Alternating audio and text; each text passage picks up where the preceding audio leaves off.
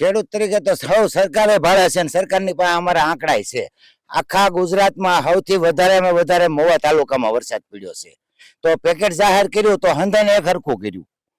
પહેલો તો એક સરકારની ન્યા ભૂલ પડે છે કે જ્યાં વધારે નુકસાની છે ત્યાં વધારે નુકસાની ભોગવવાનો વારો ખેડૂતોને આવ્યો છે. તો ઓલા બીજાને હારવાર એક હરખા જ ગણી લેવાના. અને વીઘે એ 3200 રૂપિયા આપ્યા, હજી આપે તેથી સાહેબ બોલ્યા છે. તો 3200 નું આવે હું અત્યારે ખેડૂતને 6 વર્ષના નથી થતા.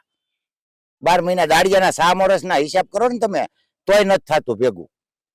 અત્યારે જે તમે એ વાત કરી છે ને, અત્યારે ખાસ શિયાળુ સિઝન છે, એને અનુલક્ષીને તમે શું કહેવા માંગો છો? જો એક તો ચોમાસું લેટ આવ્યું, એટલે જે શિયાળાના દિવસો હોય અમારે વાવેતર કરવાના એ અમે સમય સાંડી ગયા. એટલે શિયાળો પાક અમારો અત્યારે ફેલ ગયો. ચોમાસું ફેલ ગયો, શિયાળું ગયો. હવે અત્યારે વાવેતર કરીએ તો ઉનાળામાં પાણી વયા જાય કે બીજી કોઈ કુદરતી આપત્તિ આવે. એટલે આ વર્ષે અમારું ફેલ જ છે.